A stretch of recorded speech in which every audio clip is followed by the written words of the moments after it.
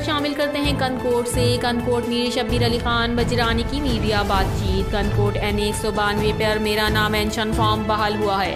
Mir Shabbir Ali Khan बजरानी। कनकोट 192 NA पर मेरे नाम मेंशन फॉर्म मुस्तरद होने वाली खबरें बेबुनियाद और झूठी हैं। शब्बीर अली खान बजरानी।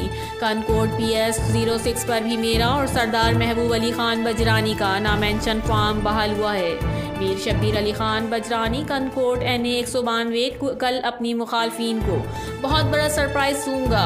इंशाअल्लाह भरपूर अंदाज में इलेक्शन करेंगे। हल्के के अवाम से अपील करता हूँ कि वो सही नुमाइंदों को मुंतखब करें। पाकिस्तान पीपल्स पार्टी ने अवाम की खिदमत की है। पाकिस्तान पीपल्स पार्टी अवामी पार्टी है। शब्बीर अली खान बजरानी।